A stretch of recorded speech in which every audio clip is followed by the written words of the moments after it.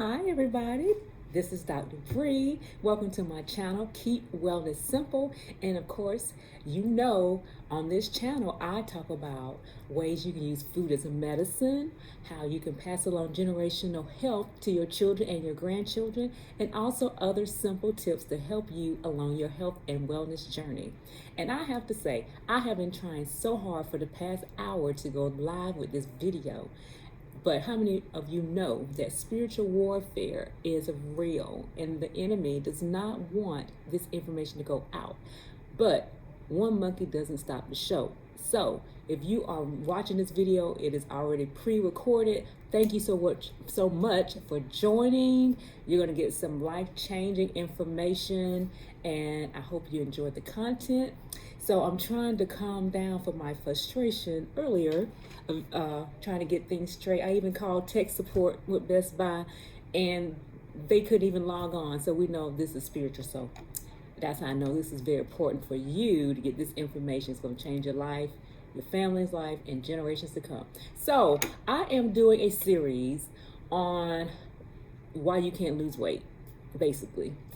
And so in this series, it's just so much is coming out, as I do upload videos and things like that, and content is like the Lord just gives more and more information because he knows what people need to hear. He knows that people need to hear the truth.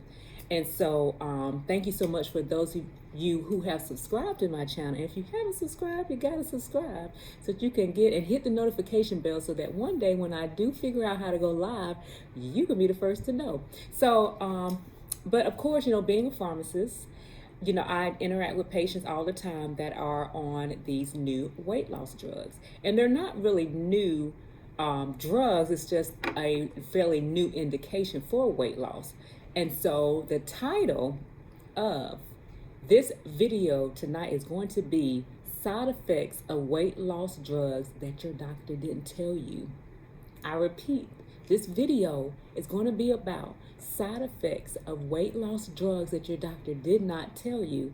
And the reason why he probably didn't tell you is because he might not have known himself unless he did some research on it, or if patients don't complain about it to their provider, they don't really know, and you may not complain about it because you didn't know yourself.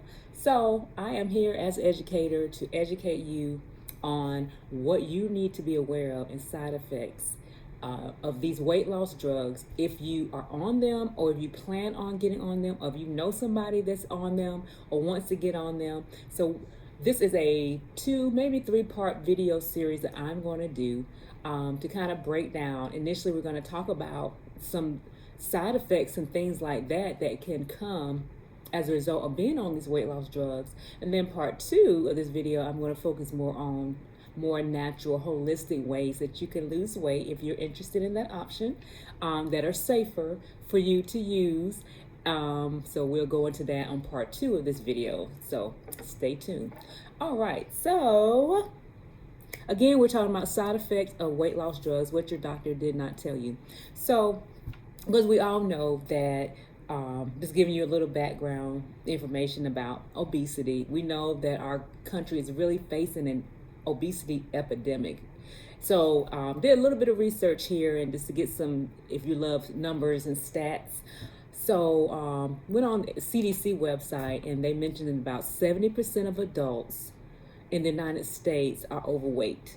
So overweight is defined as basically a person who being obese, and that's somebody who has a BMI of 30 or above. So 30 or above is your BMI. So, when you look at BMI factors in a person's height and a person's weight. And I've just heard over the years different patients commenting about different things like BMI is not true. I can't go by BMI. I be looking like a stick. I'm big boned. I got big frame, But anyway, that's what the CDC says. So obesity is defined as a BMI greater than 30. Also, another statistic is 42% of Americans experience unwanted weight gain after the pandemic.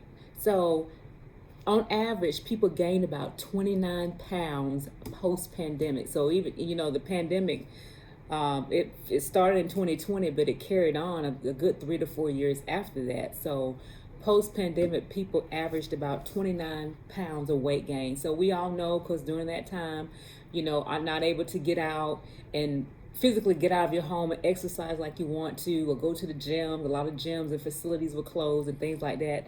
So mostly just about everybody gained some weight, or either had to get very creative in your home on how to get that weight off. And so another statistic is that an estimated $65 billion is spent on weight loss products and services. That's including gym memberships, that's including weight loss programs, that's including, of course, prescription weight loss drugs, supplements that are geared towards weight loss. $65 billion industry. So that lets you know that there's a lot of money in this industry, that people are focusing on trying to lose weight. And I want to say real quick that I'm looking at my notes. So if you see me looking down, that's why. And of course, I am on my tablet, and I don't do a lot of recording on my tablet. So if it looks like I'm looking to the side, up, this way, down, like, who is she looking at? That's why, because I still try to figure out, now, where's the camera at? Because I don't use my iPad a lot for recording. So if I look crazy, please forgive me. All right. So we know about weight loss drugs. In particular, I'm focusing on injectable weight loss drugs. And we know what those are, right? Those are what we call them, the GLP-1 agonists. Those are your Ozempics. Those are your Wegovys, Zepbound. Those, just to name a few. So those Mounjaro. These are your weight loss drugs. So originally, these drugs were prescribed, and they were researched and studied for diabetic patients, and they began to see like the benefit diabetic patients of losing weight. Of course, these class of medications have lots of other health benefits as well. Helping with heart disease and renal dysfunction, different things like that. So they've gotten a lot of different health benefits. So it's not just in weight loss. So that was kind of like initially started out as like a side effect of it, in a sense. You just kind of lose weight because the way that it, kind of suppresses appetite and all that. So, but what GLP-1 stands for is, it stands for glucagon peptide 1 receptor agonist. Again, it's glucagon peptide 1 receptor agonists, and you have these glucagon receptor agonists on various organs in your body. So there's research now coming out about GLP-1. So the abbreviation is GLP-1 for that. So research is coming out now about how GLP-1s are helping with Alzheimer's, various different things, heart disease, a lot of different things that they're noticing, again, with these drugs, this classification of drugs. So basically, you might want to say, okay, or ask the question, so what really do these drugs do? Or how do they work to suppress the appetite? Or how do they work to cause you to lose weight? So I'm glad you asked. So what happens is our body naturally produces a glucagon peptide 1 hormone in our body. Our gut produces it, and it gets released after we eat.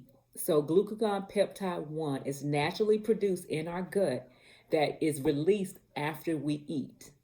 And basically what happens is it slows down the stomach emptying, and so that reduces your appetite, and you stay full longer. So again, when this glucagon peptide 1 is released in our gut, it slows down the stomach emptying, which reduces the appetite or suppresses the appetite, and you stay full longer.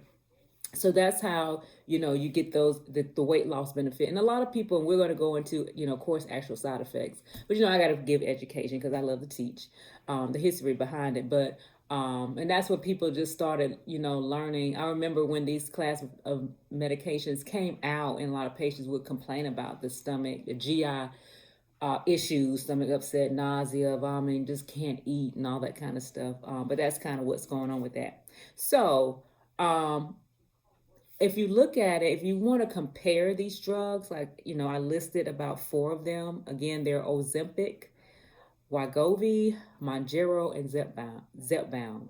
So there is a comparison of as far as like what on average the weight loss that a person will, or on average what they will lose. And so Ozempic, the average over 30 weeks, which is about what, 7.5 months, they noticed that patients had an average of 8 to 10 pounds. And that could be a game changer, for a lot of patients. You might say, well, that's really not a lot of weight for the amount of money you got to spend, but it goes a long way. So that's Ozempic. So Wegovy, they noticed a 15 to 21% weight loss from that patient's baseline.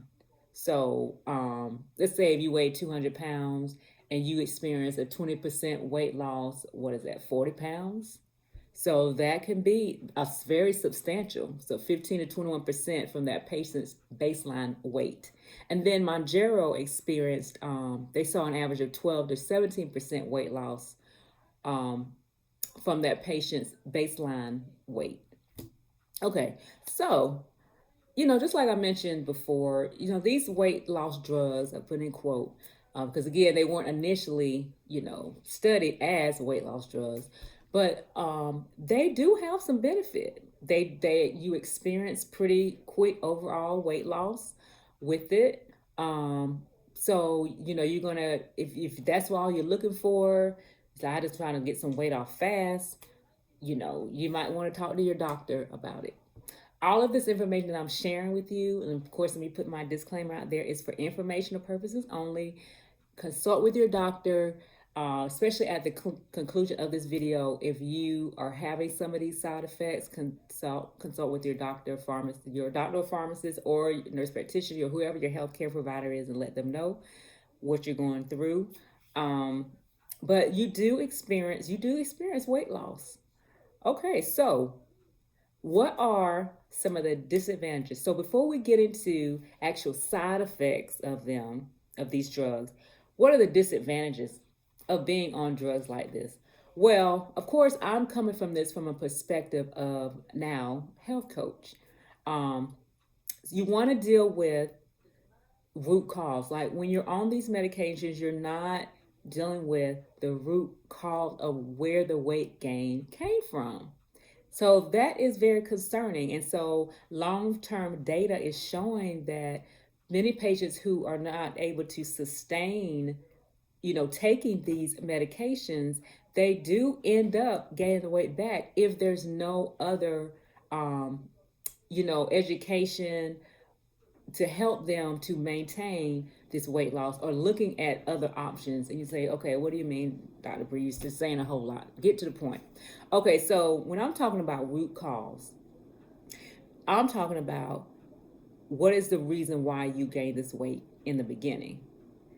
And I'm going to list 8. And I do have a video that talks about 8 reasons why you cannot lose weight, or 8 things that are keeping you from losing weight. So you have to check out my channel and look at that video. But number 1 is stress, poor sleep. Stress, poor sleep.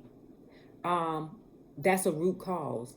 What happens is your body, when you're, of course, under stress, we all know about cortisol. If you don't, cortisol is a hormone that our body releases in response to stress. So we always have cortisol being released in our bodies, but when we're in stress mode, it's just our body just overproduces that cortisol.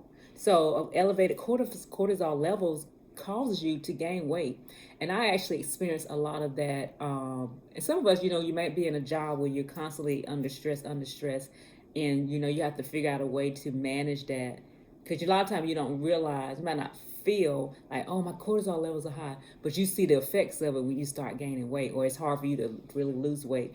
But in my video, when I talk about how I lost 47 pounds without medication, I do share in that video that I know where I had my cortisol levels tested. So if that's something that you're interested in and you want to know, like what your cortisol levels are, go to my website and book a discovery call so that we can have a consultation and I can share with you more about that, because you can get your cortisol levels tested. You can also go to your provider as well and talk to them about checking your cortisol levels. Depends on your provider. I'm not sure, they may or may not do it, or I'm not sure if your insurance covers it. But you do want to really maintain that cortisol level. But if it's high, then that's going to cause weight gain. Oh, the second thing, poor nutrition. Again, I'm talking about things that these are root cause things that cause weight gain, that if they're not addressed while you are on these weight loss injectable drugs, then when you get off, you're gonna gain the weight back. Okay, so poor nutrition is number 2. And so this comes from, a lot of us kind of know that, you're eating a lot of junk food out there, drinking a lot of sodas, foods that have high fructose corn syrup, foods that have a lot of different additives in it and things like that. Those things, those hidden things, can cause weight gain. And those are some of the things that had caused my weight gain, but I didn't know until I had a health coach. And then she walked me through, and it was a whole program that I was in, which is what I teach my clients and patients too, who enroll into my services as a health coach and pharmacist, that we do go through a specific program to help you to really target what those things are that I'm talking about, and how to eliminate them. And that's how I've really been able to maintain my weight loss for 2.5 years of losing 47 pounds, because I looked at I've had tests done looking at cortisol levels. I've going through the health coach and helped me to identify those nutritional things that were causing weight gain that are hidden, that you really wouldn't know. Okay, environmental factors, like products that have contain BPA, or like plastic bottles. Those are what we call endocrine disruptors. Those can throw off your thyroid levels and your hormone levels, which leads me to the next one. Hormonal imbalance can cause weight gain. Thyroid dysfunction, your progesterone, your estrogen, testosterone levels being off balance. All these things, if you don't address them, just because you're on these weight loss drugs, it's going to be very hard to sustain it, because you don't want to be on these weight loss drugs forever and ever. Amen. At some point, you want to be able to get off of them or transition off of them. Work with a health provider who has a program that incorporates different things like health coaching and nutrition counseling and things like that. All right, the next one, I think I am on number 5. So number 1 was stress and poor sleep. Number 2 was poor nutrition. Number 3 was environmental factors. Number 4 was hormone imbalances. Number 5 is insulin resistance. Now, one thing I will say is that when you're on these medications, these injectable weight loss drugs, for the most part, they do address the insulin resistance that happens. So you kind of like killing 2 birds with 1 stone in a sense. So, but when you stop these drugs, then if insulin resistance was an issue for you, then you're not resolving that issue. So that's where the problem can be. And insulin resistance means that if you think about, we have our cells, and you think about insulin, it's kind of like a key that unlocks the door of our cells and allows glucose that's floating around in your bloodstream to go inside that cell, so that your cell can use the glucose to make energy.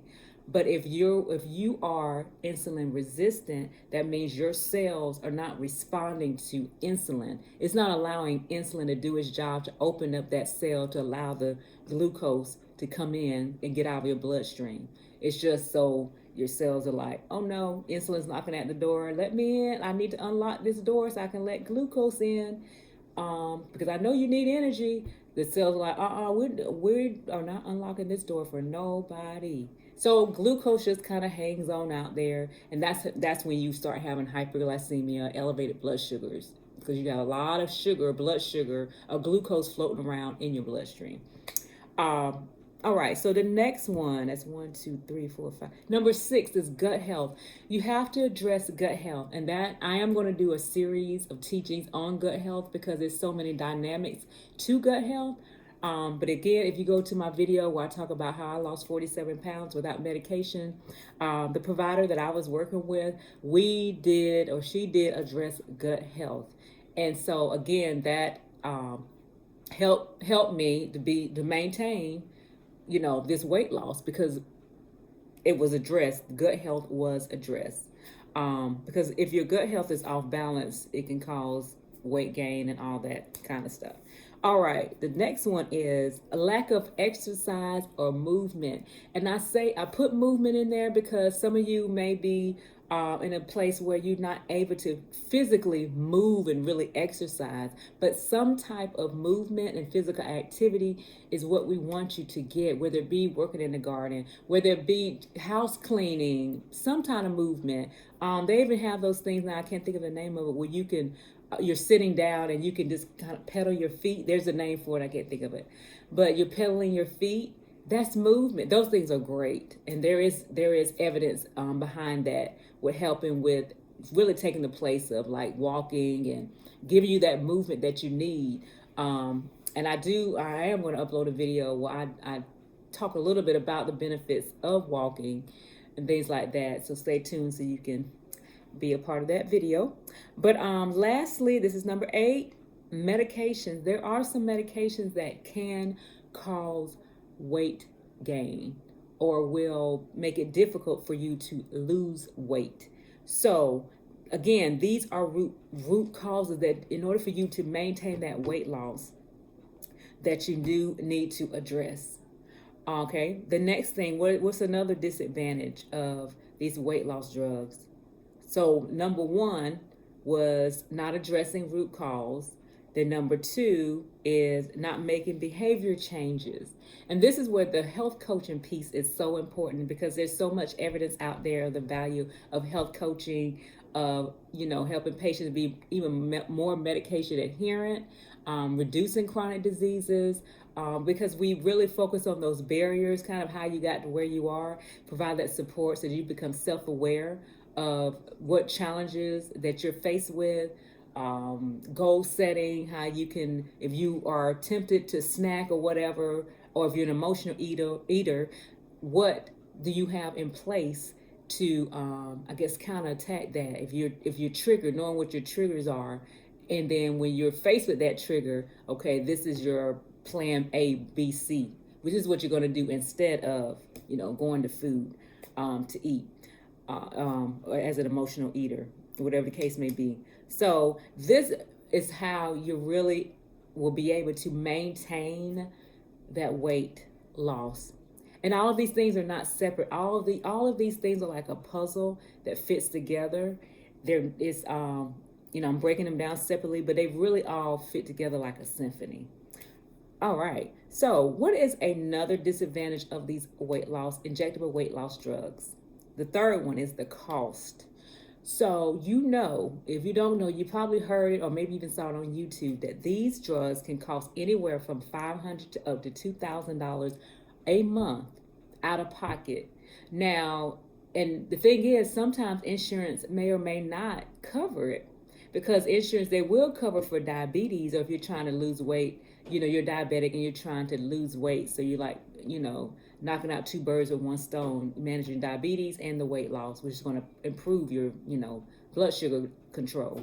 But for a lot of insurance companies, if you're just wanting to, or your doctor just wants to prescribe this just for weight, there are a lot of hoops and things you got to jump through to get this drug approved, and they may or may not approve it. So I've run into people now that are saying, hey, I started out on this medicine, but my insurance is not paying for it anymore, so I don't know what I'm going to do. So the cost is an issue. Lack of insurance coverage is an issue. So these are things that you have to think about, especially before, sorry about that, y'all.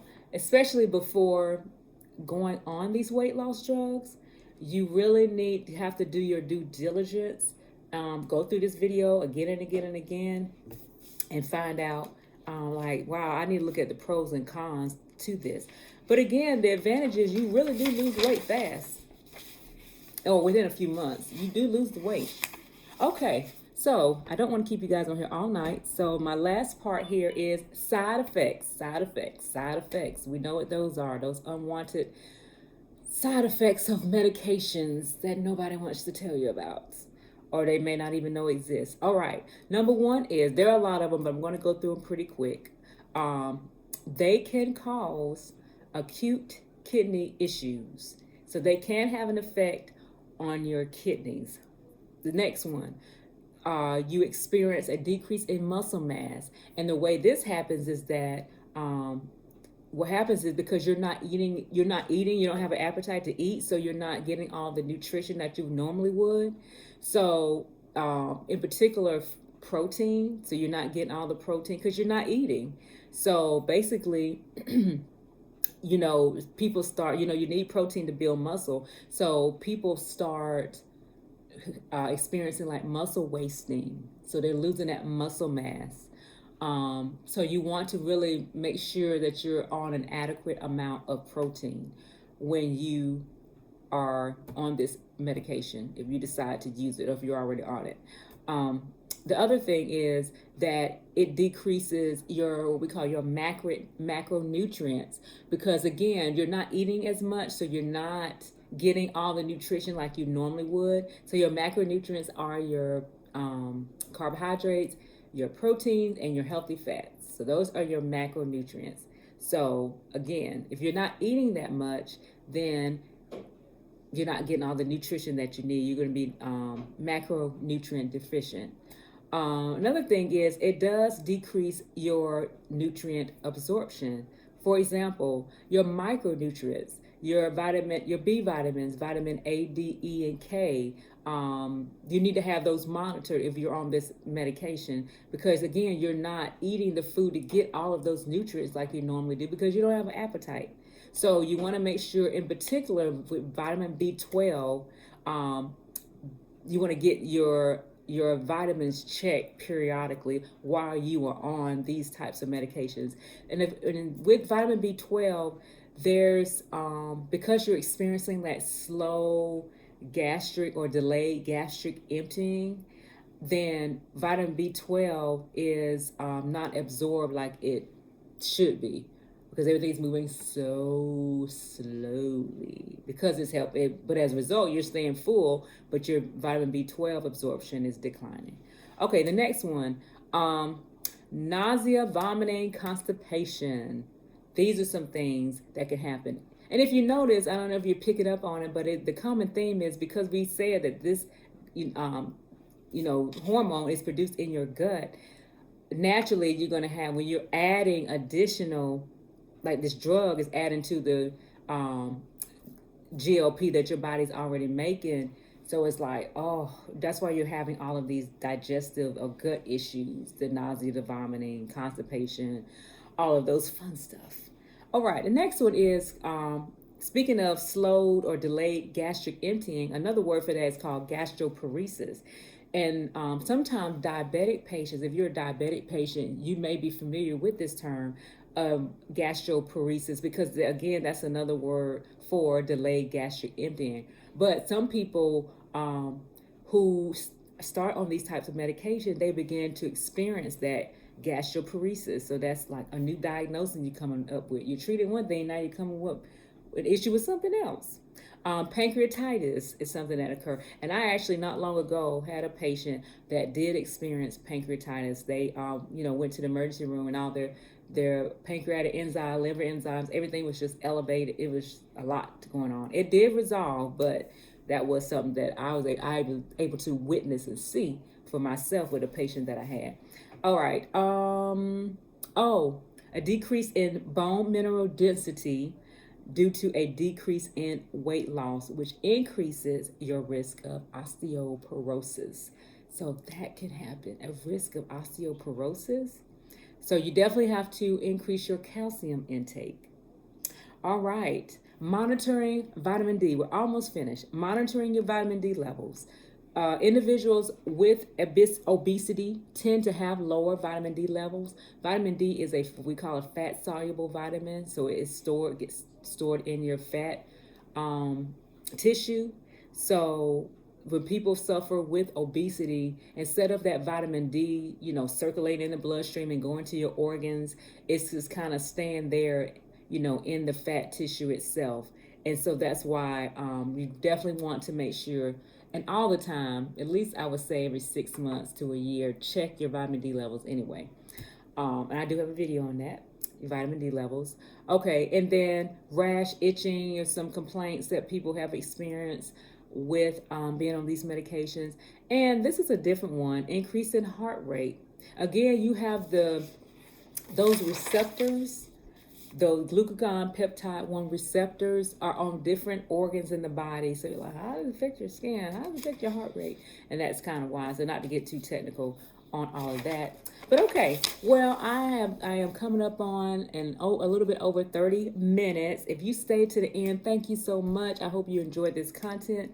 Again, like I say, I'm all for GLP-1s, but I really strongly believe that you need to have other support measures in place so that you can be successful and not just losing the weight, but maintaining the weight loss.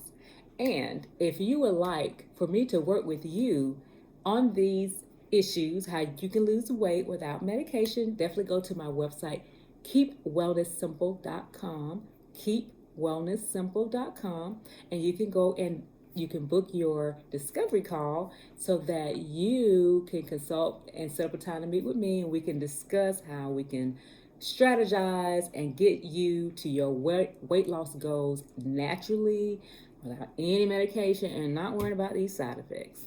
Okay, well, you guys have a blessed night. Thank you again for tuning in, and stay tuned for part 2 of this video. But until then, have a blessed night. Take care, and bye-bye.